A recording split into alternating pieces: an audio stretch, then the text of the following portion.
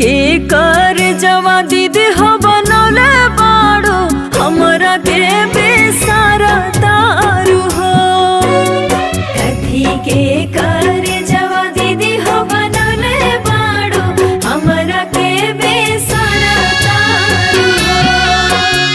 कुस के चाटैया बहिन हो बैठल बानी तोहरा के बैठवल बानी हो।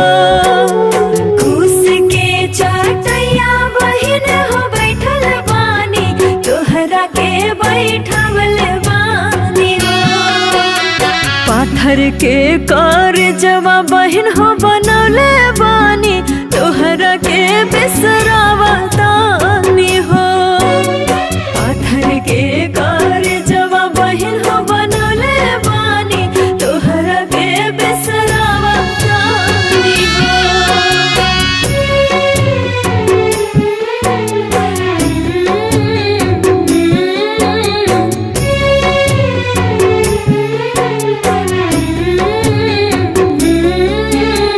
के करा हथवा दीदी हो धैले बाड़ू हमरा के धरवल बाड़ू हो। के करे हथवा दीदी हो धैले बाड़ू हमरा के धरवल बाड़ू हो।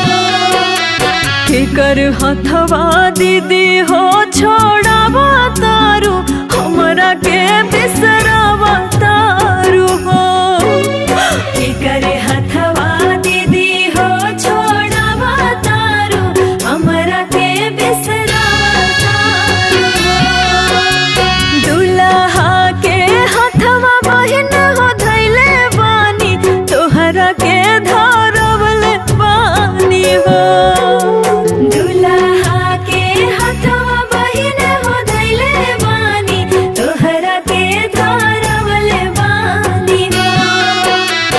अपन हथवा बहिन हो छोड़ावा तानी तोहरा के बिसरावा तानी हो।